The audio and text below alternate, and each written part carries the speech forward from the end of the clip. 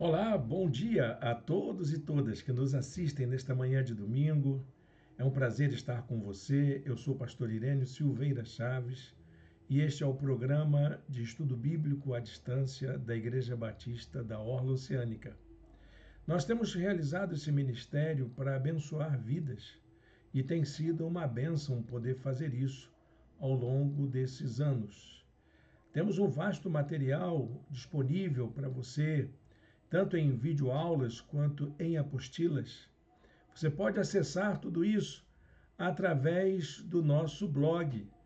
O link está na descrição do vídeo aqui embaixo. Você logo acha o nosso endereço na parte de estudos. Você acessa ali.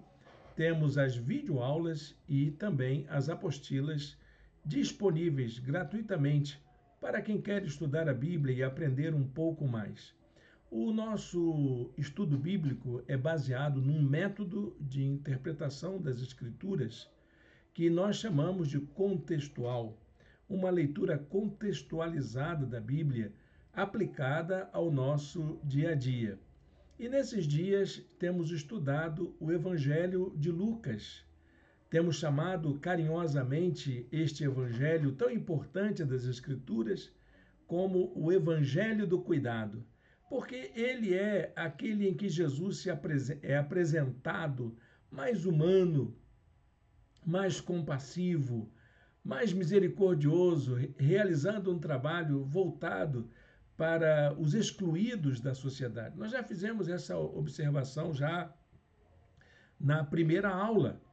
E você pode acompanhar aí, se você perdeu as aulas anteriores, você pode acompanhar na playlist que se encontra no nosso canal do YouTube. Quero aproveitar essa oportunidade para convidar você a seguir o nosso canal, também a se inscrever aqui como um seguidor do nosso canal no YouTube, curtir essa transmissão e compartilhar em suas redes sociais.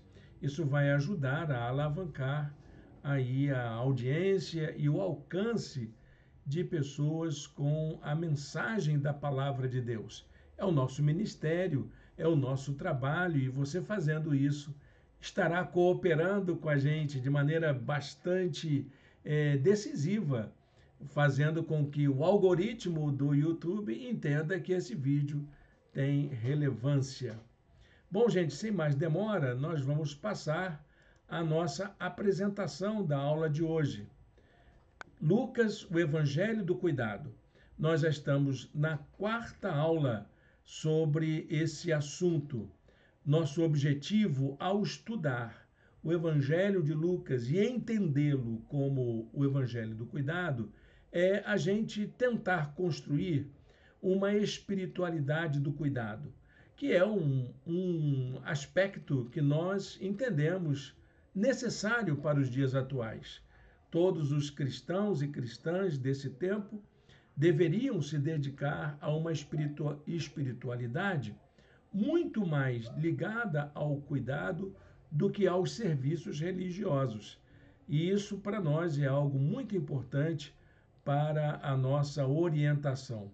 Sem mais demora, vamos passar então ao título da aula de hoje. Como falei para vocês, nós estamos na quarta aula desse estudo e nós vamos falar hoje sobre a mensagem do cuidado. Nós já estamos entrando no capítulo 3 do Evangelho de Lucas. Se você tem aí um material de apoio, já baixou a apostila, está acompanhando em sua Bíblia, para você vai ser mais fácil, não é verdade? Se você ainda não fez, fica tranquilo, você vai conseguir acompanhar por aqui. E no momento exato você pode baixar a apostila gratuitamente, pode examinar nas escrituras, porque essa aula vai ficar gravada na playlist do nosso YouTube. Então, vamos falar sobre esse tema, sobre isso, e fique conosco até o final, porque no final você vai entender por que a gente está preocupado com a mensagem a ser anunciada a respeito do cuidado.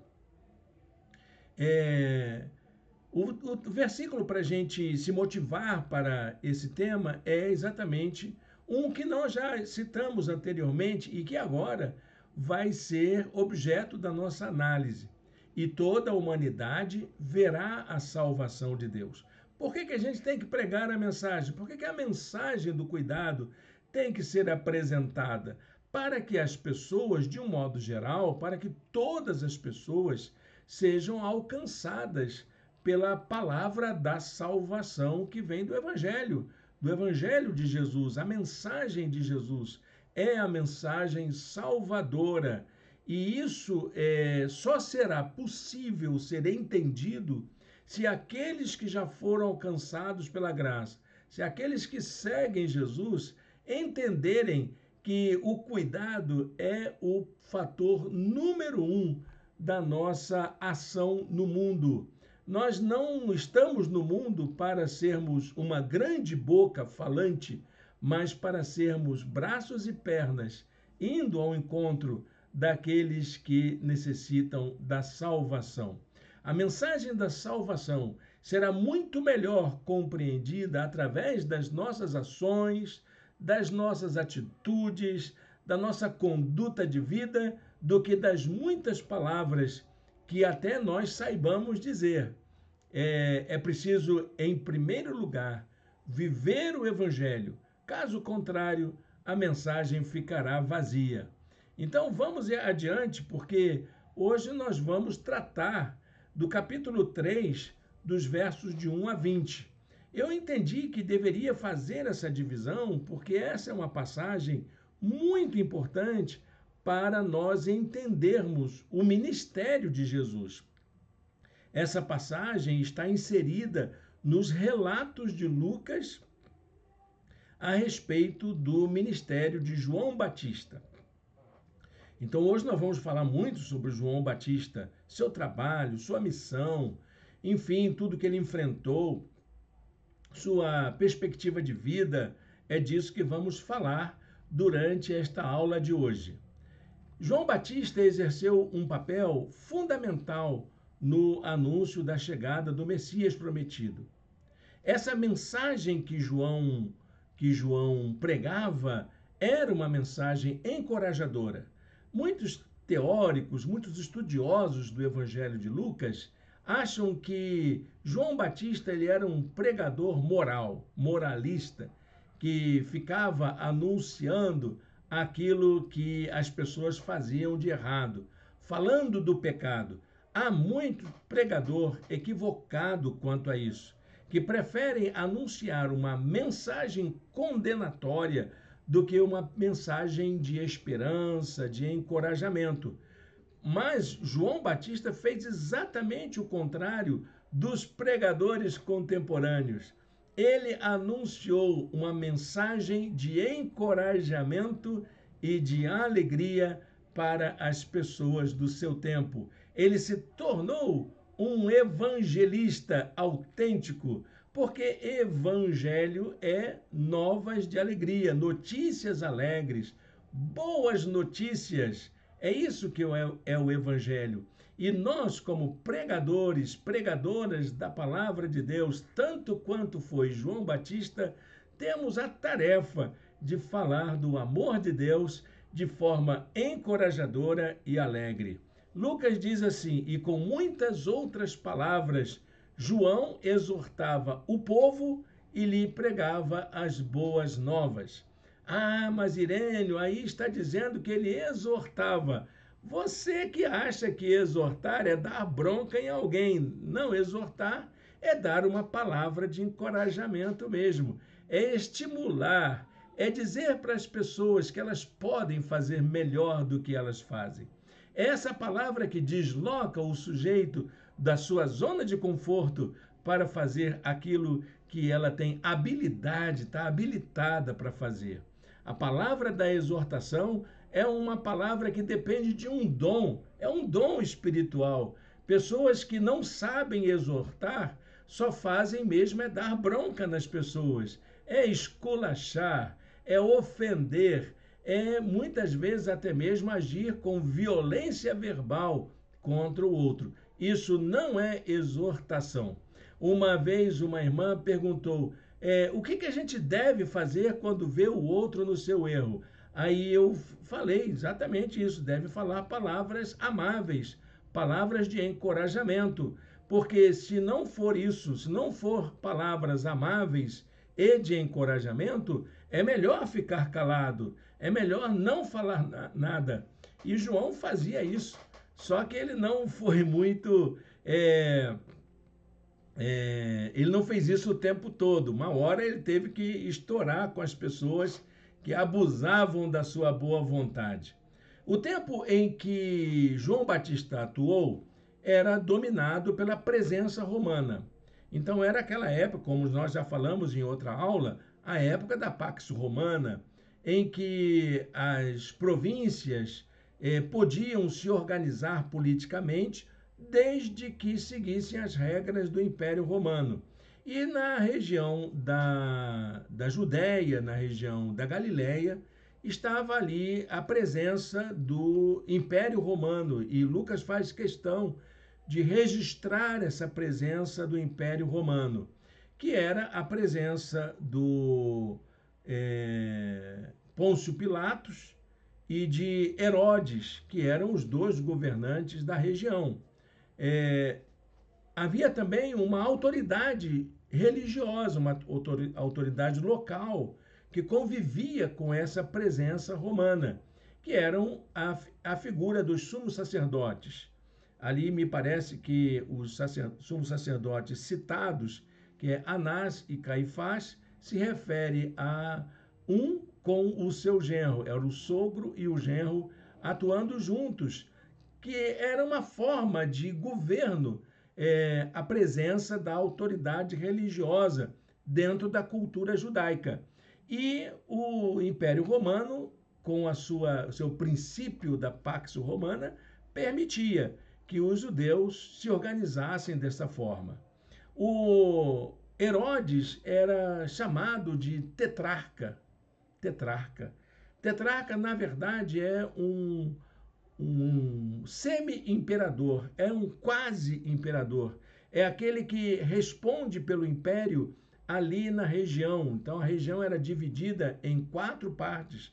A região todo o domínio de Roma, e Herodes comandava uma dessas partes. Por isso que ele é chamado de tetrarca.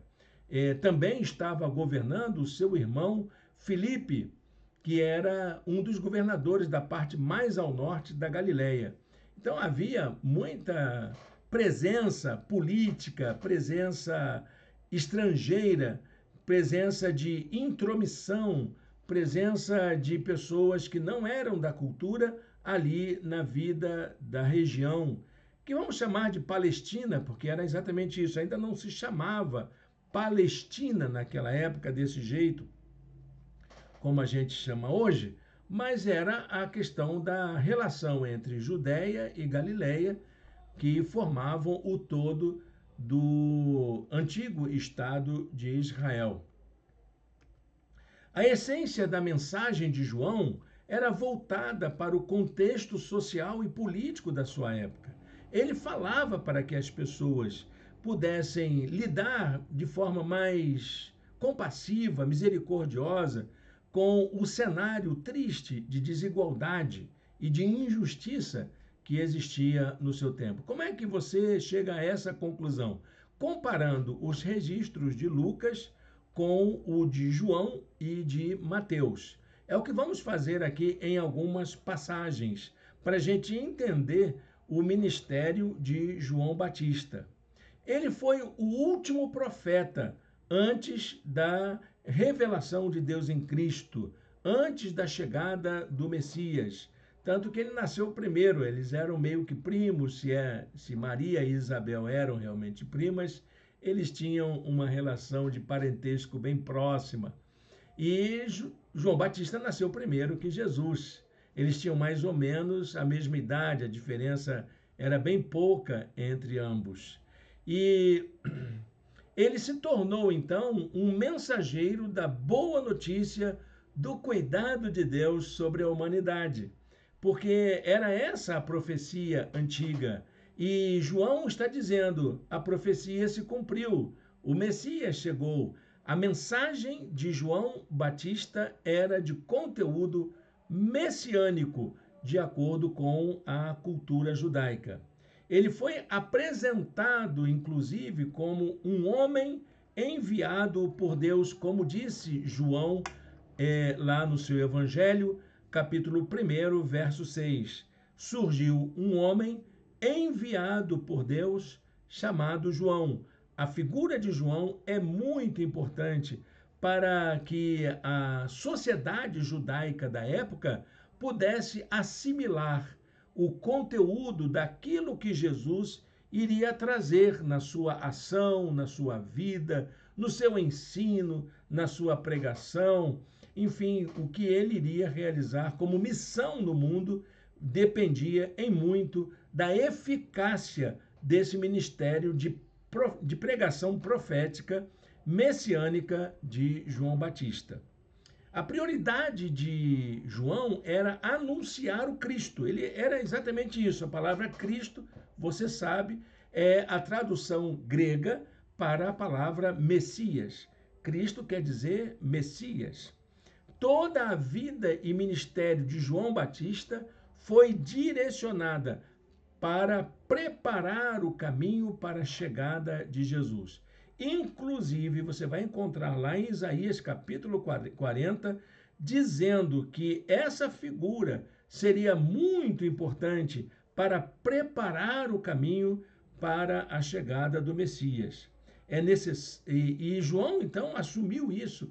Ele encarnou essa função profética e disse que era preciso que ele diminuísse para que Jesus crescesse. João 3:30 diz assim: é necessário que ele cresça e que eu diminua. No Evangelho de Mateus, João Batista é apresentado como aquele de quem a profecia de Isaías havia falado. Voz do que clama do deserto, preparem o caminho para o Senhor. Façam veredas retas para ele. Essa passagem está no capítulo 40 do livro do profeta Isaías. João, quem era João? João era o filho do sacerdote Zacarias, já vimos isso algumas lições passadas. Ele era o filho do sacerdote Zacarias com Isabel, sua esposa, e também parente de Maria, a mãe de Jesus.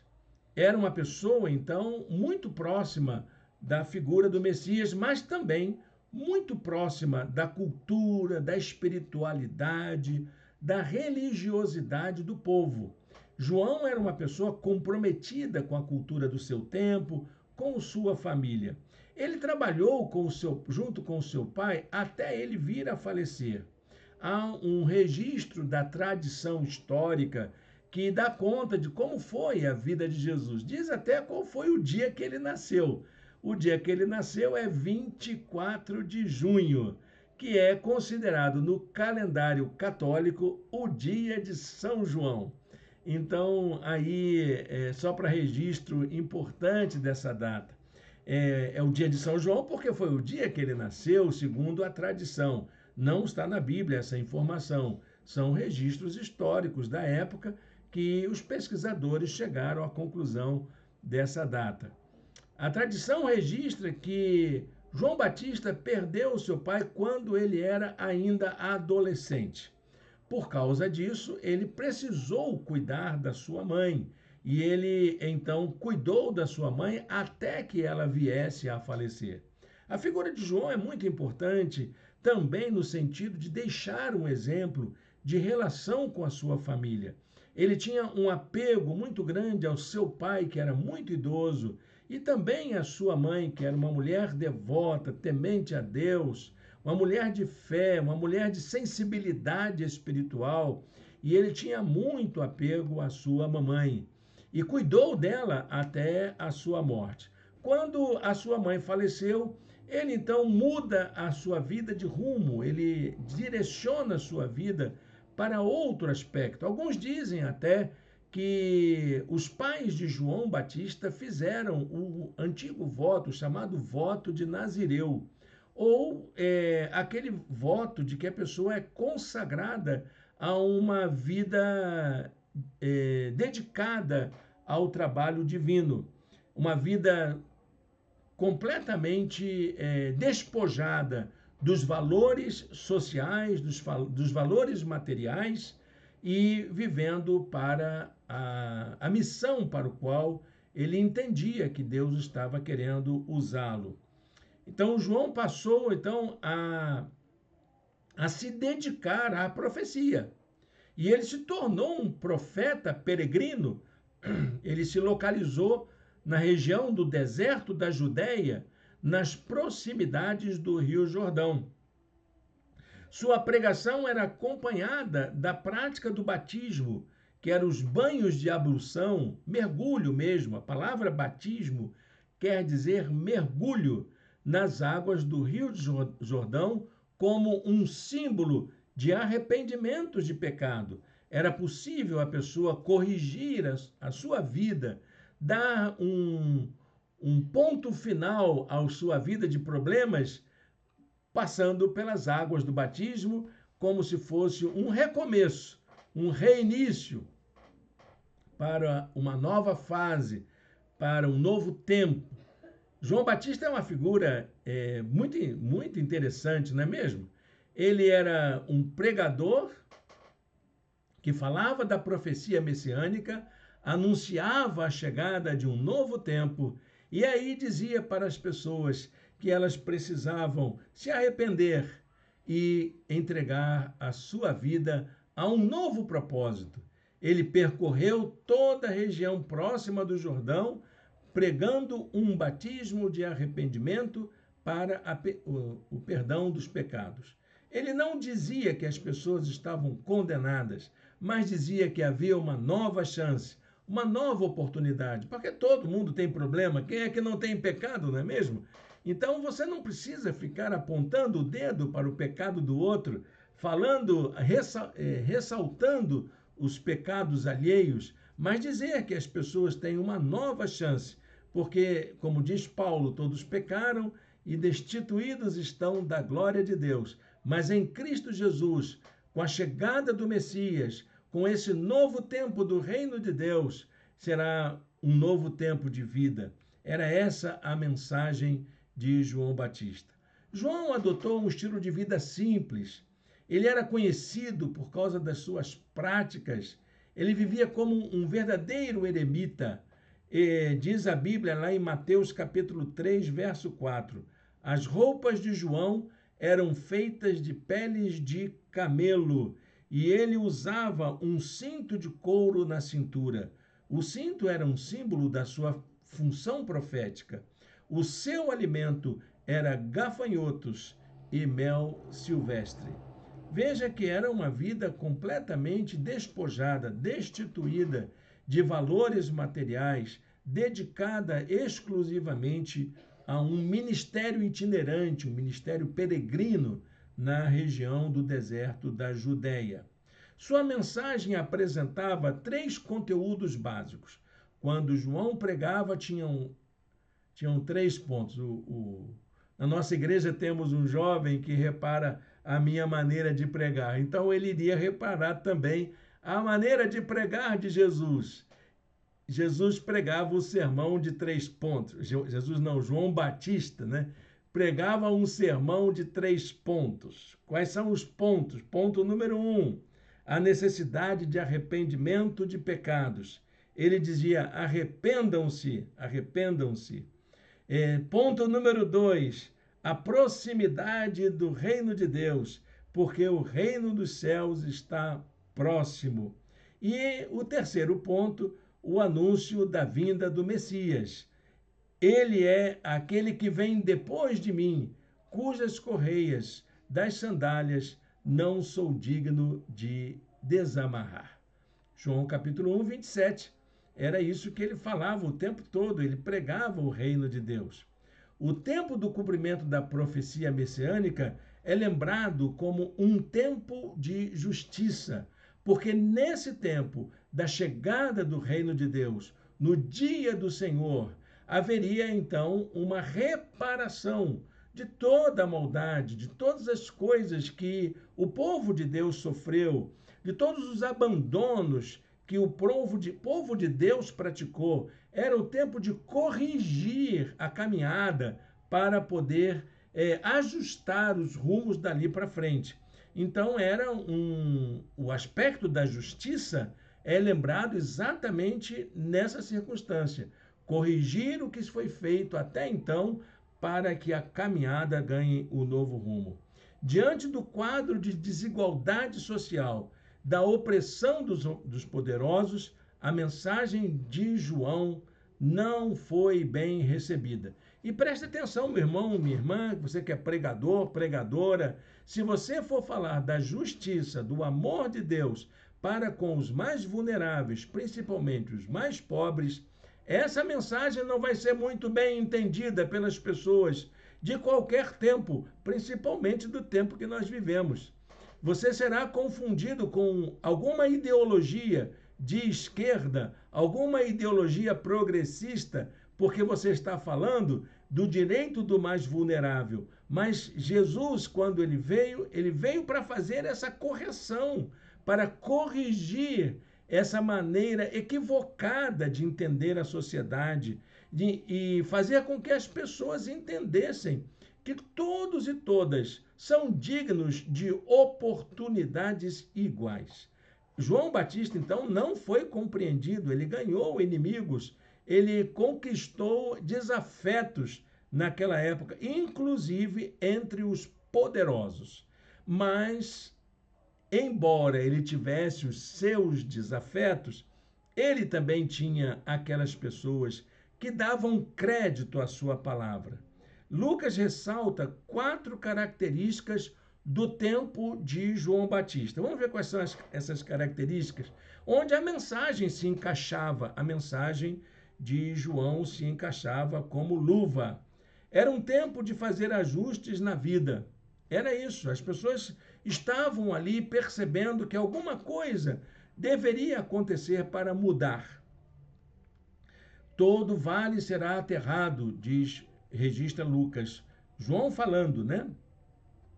Todo vale será aterrado e todas as montanhas e colinas niveladas, as estradas tortuosas serão endireitadas e os caminhos acidentados aplanados. Ou seja, são metáforas da correção do rumo. A caminhada daqui para frente será feita em linha reta, não em altos e baixos, em curvas, em desvios de caminhos, mas será feita de forma direta, objetiva, para se chegar a um determinado alvo. Era essa a essência da mensagem. Para que você alcance os seus alvos, é preciso que você faça ajustes na sua própria vida. Também, uma outra característica dessa palavra aquele tempo de João era o tempo da salvação universal. João entende que aquela palavra que ele está dando não se restringe ao povo judeu, àquela comunidade na Judéia, mas sim a todos e todas que pudessem ser alcançados pela mensagem da salvação. Por isso, a palavra que lemos no começo de nossa aula, toda a humanidade. A mensagem é para todo ser humano, para todo mundo. A redenção é para toda a criação, toda criatura. Toda a humanidade verá a salvação de Deus.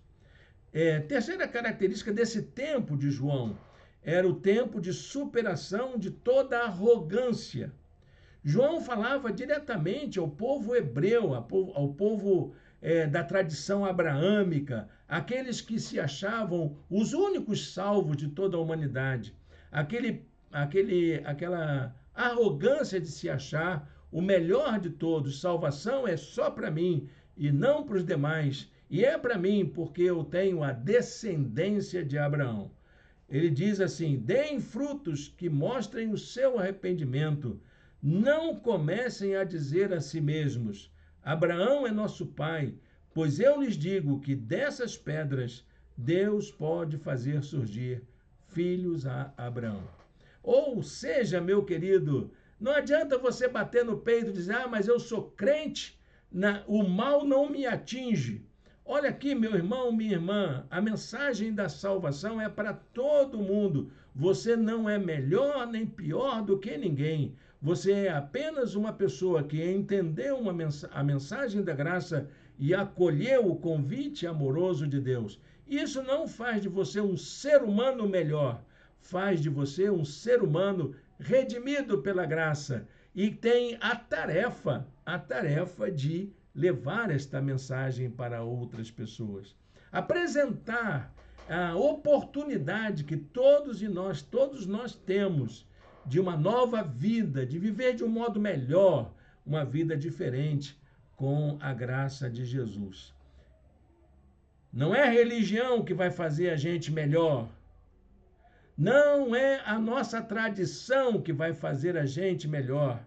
O que vai fazer a gente melhor é se tornar um filho de Deus pela fé em Jesus Cristo. E eu preciso mostrar na minha conduta, no meu modo de viver, que eu acolhi esse convite amoroso. E, finalmente, esse tempo de João era um tempo de libertação de toda a maldade. Havia, então, um quadro de perversidade, de afronta, naquela época em que João vivia. Por isso ele diz: o machado já está posto à raiz das árvores, e toda árvore que não der bom fruto será cortada e lançada no fogo. Preste atenção.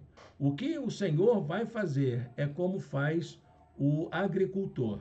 Quando ele colhe o trigo, ele deixa no celeiro secando, e aí então ele debulha o trigo para poder tirar a palha.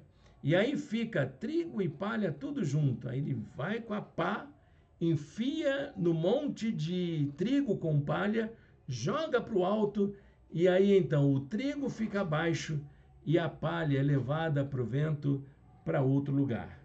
É isso que o Senhor vai fazer. Ele vai separar as coisas, ele vai dar fim a essa maldade que existe no mundo, que está encobrindo a gente de viver o melhor da nossa vida. Tanto Lucas quanto Mateus lembram ainda que esse tempo seria de renovação da esperança, de novas oportunidades para desfrutar do cuidado divino. Mateus ele chega a dizer assim: mas depois de mim vem alguém mais poderoso do que eu, tanto que não sou digno nem de levar as suas sandálias. Ele os batizará com o Espírito Santo e com fogo. Olha aqui, eu estou te batizando com água, mas vai vir alguém que vai batizar com o Espírito, que vai te encher de força e poder, que vai te capacitar para ser uma nova criatura em Cristo e para desfrutar de toda a misericórdia, de toda a bondade, de toda a compaixão, de todo o cuidado divino.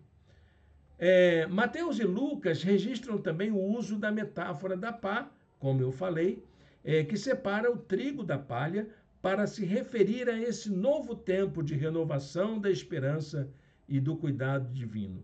A pá era usada para lançar o trigo debulhado para cima. Os grãos mais pesados caíam e a palha era levada pelo vento.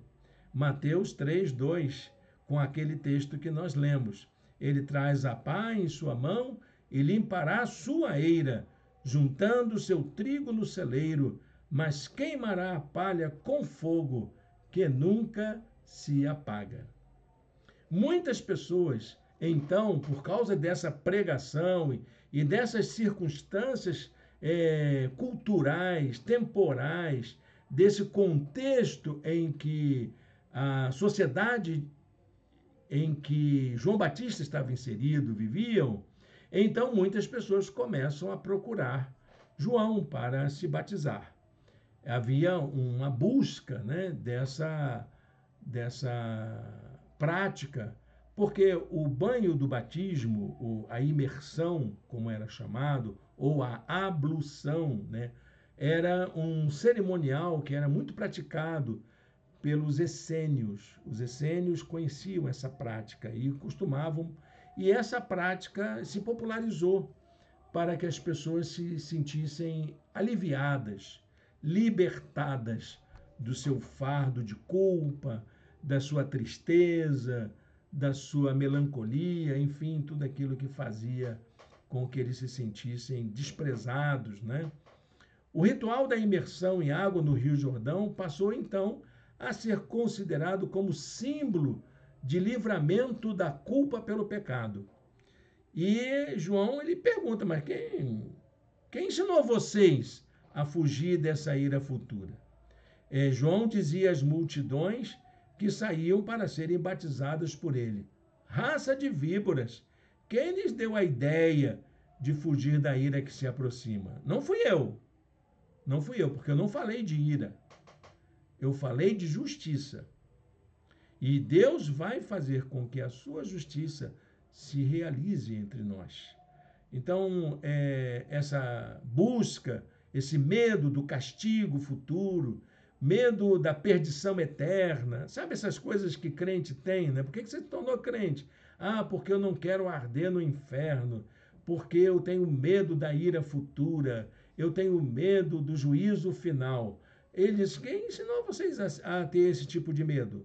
Não foi o evangelho que disse isso. Não foi a boa nova do tempo messiânico que trouxe essa notícia. Não foi a boa nova do reino de Deus que trouxe isso. A boa nova messiânica, a boa nova do reino de Deus, anuncia um tempo de graça, um tempo de compaixão, um tempo de misericórdia.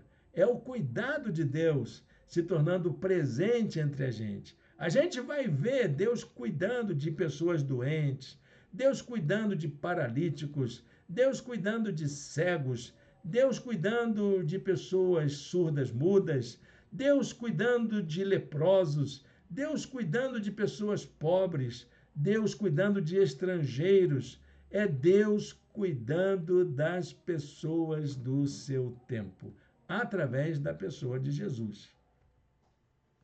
Lucas, então, ele começa a identificar quem eram essas pessoas que procuravam João para serem batizadas. Ele identifica 3 grupos de pessoas que procuravam João Batista para apresentarem suas preocupações existenciais.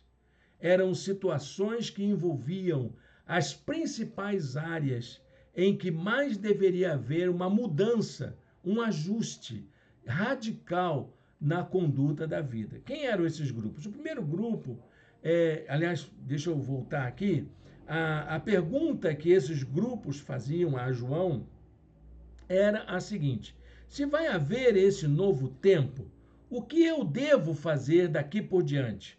O que eu devo fazer agora? O que devemos fazer? Essa pergunta acontece 2 vezes e ela é direcionadora da ministração de João Batista para as pessoas do seu tempo. João apontava para atitudes que demandavam uma conversão genuína, aquilo que ele chamava de arrependimento com provas, como uma mudança de mentalidade e de entendimento. Essas atitudes deveriam ser exercidas no lugar onde as pessoas se encontravam. Ninguém deveria deixar seu trabalho ou suas ocupações diárias para fazer a vontade de Deus e viver de uma maneira correta. Deveriam ser corretos, ter uma conduta íntegra ali onde eles estavam atuando já. Não era para terem uma mudança de ambiente. As pessoas precisavam aprender a serem fiéis a Deus no lugar onde elas se encontravam. Quais eram essas novas atitudes para esse novo tempo que estava chegando? O tempo do reino de Deus, o tempo messiânico. Primeiro era a solidariedade. O primeiro grupo de pessoas que Lucas registra era a multidão em geral. Muita gente de todos os lugares. João aponta o caminho do compartilhamento de nossos recursos com aqueles que nada têm.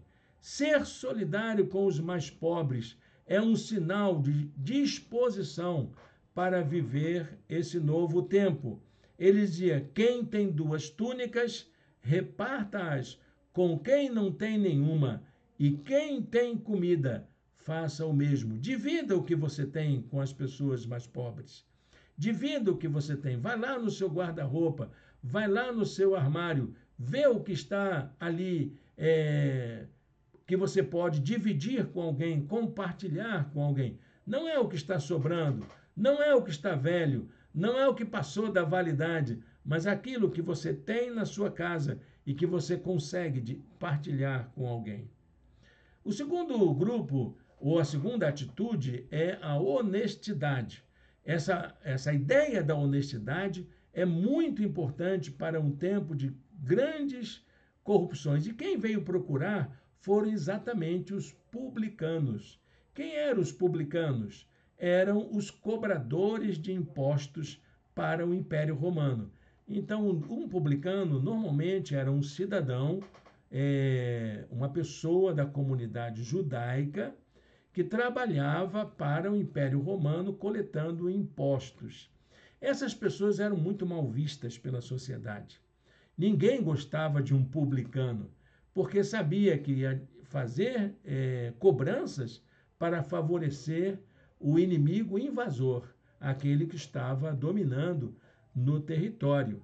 Então, eles eram vistos como uma pessoa inconveniente. Mas mais do que isso, eles, como eram pessoas que viviam um estado de pobreza, eles eram reconhecidos também como pecadores, como gente de mau caráter, gente que não prestava. Um publicano, ele tinha muito dinheiro, mas não tinha nenhuma integridade. E os publicanos, o que eles faziam? Para eles se protegerem, eles acabavam cobrando mais do que deviam e fazendo aí uma renda extra pessoal para poder se garantirem no futuro. Então, um publicano, ele tinha muito dinheiro e pouco caráter.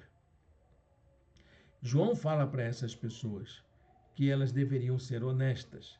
A honestidade que João Batista defende está ligada à integridade de caráter. É a pessoa ser honesta por causa do seu caráter. Não cobrem nada além do que lhes foi estipulado.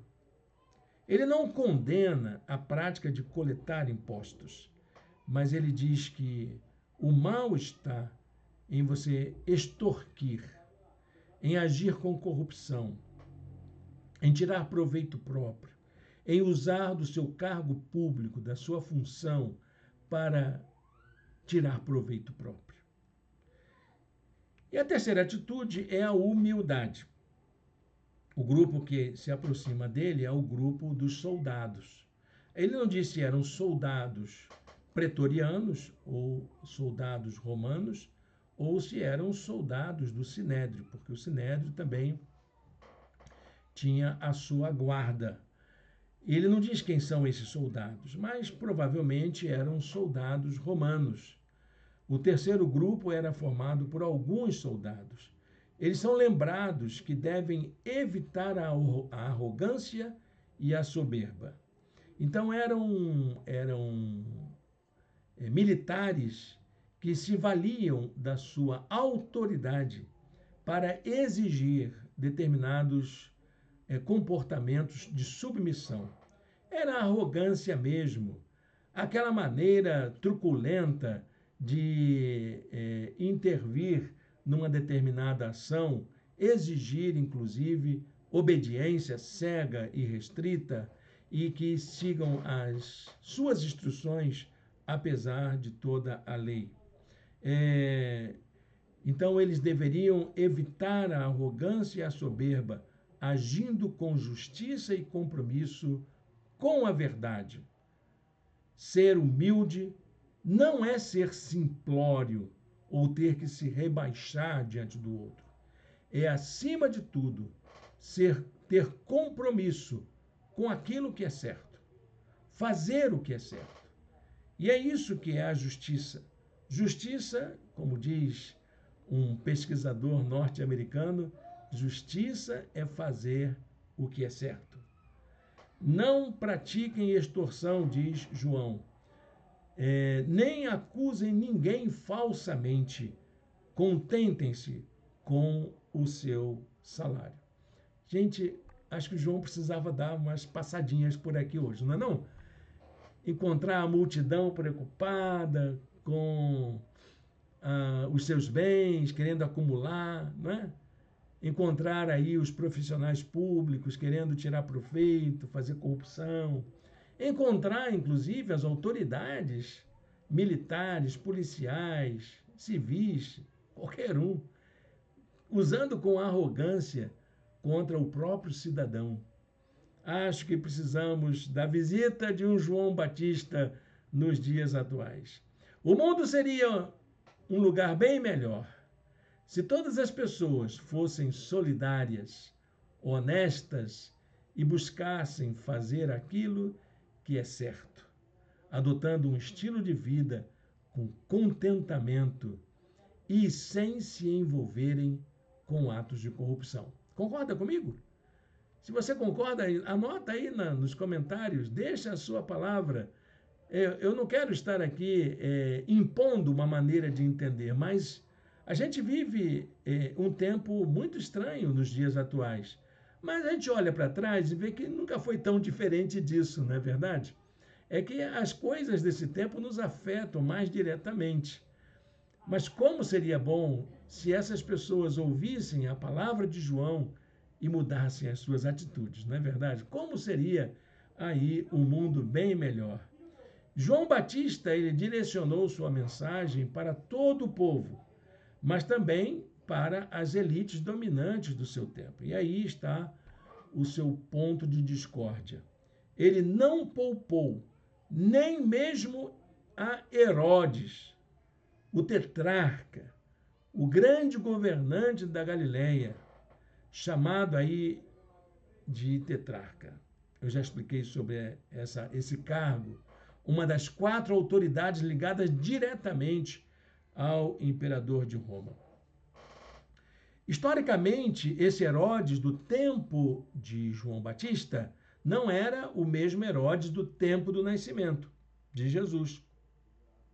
Era o filho dele, Herodes Antipas, filho de Herodes o Grande, que atuou no tempo do nascimento de Jesus. João ele condenou a união de Herodes Antipas com Herodias, que era a ex-mulher do seu irmão, que era governador em outra parte. Além dessa ação que é incestuosa, Herodes havia cometido muitos outros crimes do qual ele era acusado por João. E por causa dessa palavra dele, por causa dessa atuação, João foi preso. Então, não é de hoje que essa perseguição dos poderosos contra aqueles que falam a verdade, que aqueles que pregam a justiça, não é de hoje que essas pessoas são perseguidas. Herodes acrescentou a todas as coisas más a de colocar João na prisão. Ou seja, dentre as muitas maldades que ele fez, a maldade de mandar prender João injustamente foi uma das maldades cruéis de Herodes. Bom, gente, estamos chegando ao nosso momento de aplicar tudo isso que aprendemos à nossa vida, a lição na vida. A mensagem que João Batista nos deixa é que a fé em Cristo deve ser vivida em meio às nossas circunstâncias concretas de vida. É no nosso dia a dia, é no nosso cotidiano. Tudo que Deus espera de nós é que possamos demonstrar com a nossa conduta e nosso modo de ver o mundo que fomos transformados pela graça. Nós somos o Evangelho vivo. Como disse João, deem frutos que mostrem o seu arrependimento, a sua nova vida. Deem frutos. Amém? Deus o abençoe, Deus a abençoe. Vamos fazer uma oração nesta hora? Convido você a fechar os seus olhos e a falar com Deus neste momento. Muito obrigado, Senhor, por esta lição. Muito obrigado, Deus, pelo testemunho do teu filho João, que deixou tantas exortações que valem para nós nesses dias atuais. Ó Deus bendito, ajuda-nos, ó Deus, a colocar em prática esse ensinamento em nossa vida e que nós possamos ser suas testemunhas autênticas da sua mensagem transformadora para esses dias atuais. Te oramos em nome de Jesus. Amém e amém. Amém, meu irmão, minha irmã, muito obrigado pela sua presença aqui entre nós. É uma alegria poder compartilhar esse momento com você. Quero deixar o meu convite de sempre para vir nos conhecer e ouvir a palavra, a mensagem da palavra de Deus nas nossas reuniões presenciais. Você encontra no nosso blog o endereço de onde nos encontramos. E se você quiser nos conhecer, é só entrar em contato com a gente. Deixa uma mensagem aí nos comentários que nós vamos entrar em contato com você, ok? Deus o abençoe, Deus a abençoe. Um ótimo domingo na presença do nosso Deus.